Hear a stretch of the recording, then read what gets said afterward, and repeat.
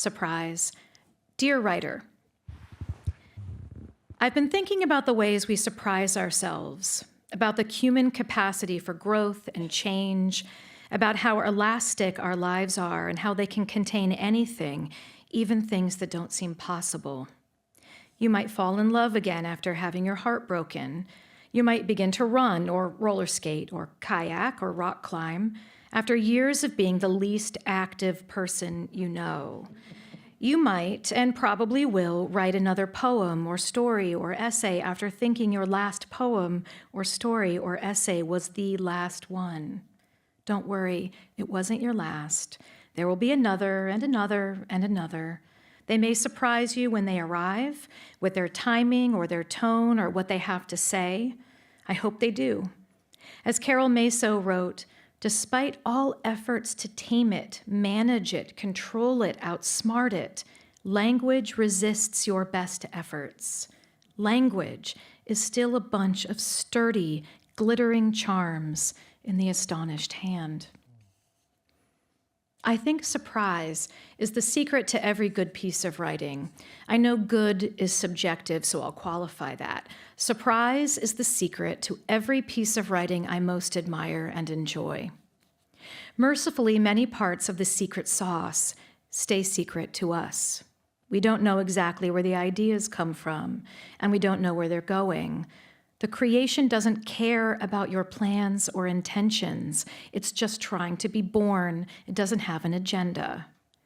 The quickest way to kill a thing is to think you know what it will be, what it's capable of, what its limitations are. I enter a piece of writing with questions and try to let the language guide me. There's no outline, no map, no blueprint. The structure is built in real time as the poem unfolds. That's not a bug, it's a feature. In The Art of Restlessness, Dean Young wrote, "At every moment, the poet must be ready to abandon any prior intention and welcome expectation of what the poem is beginning to signal. More than intending, the poet attends." If we understood everything about the creative process, if we had it all figured out when we began, it probably wouldn't be as thrilling. The truth is, the surprise is both part of the challenge and part of the fun for writers and for readers. We are here to risk, to find new territory.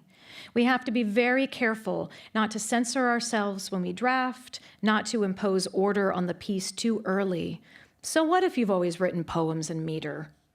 So what if all your stories are in first person? So what if you've never written a lyric essay, or if you've only written essays? No one is born excelling at anything. Most babies aren't even particularly good at the basics, eating and sleeping. Don't worry too much about the form as you get the raw material down. That would be like making a container at the same time as trying to fill it. I've been thinking about how our work and our lives can stretch and change shape to accommodate more than we might think, about how writing and living both require imagination. We can't change the past, but the rest is up for grabs. We get to make it up. We get to decide today, tomorrow, and on what we will try, do, and be. On the page and off, we get to surprise ourselves. And then each of those little letters is followed by 3 craft essays and then some exercises and things for further reading. And so in the craft essay on imperfection, which I think we all need, because newsflash, we are all imperfect, I write a little bit about how sometimes the surprise when you're writing is that you make a mistake, a technical mistake, and actually it's not a mistake at all.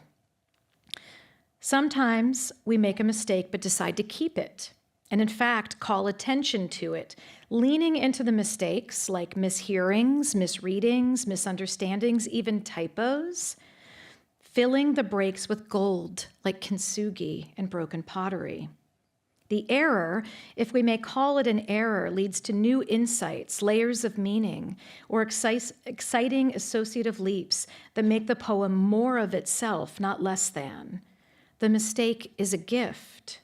The break or breakdown allows for a breakthrough. My poem Written Deer from Goldenrod is one example. I was reading Szymborska when I came across this line: "Why does this written doe bound through these written woods?" The question made me want to push further into the setting, the written woods, and to consider what it means to both create and experience, or to write and read, a place.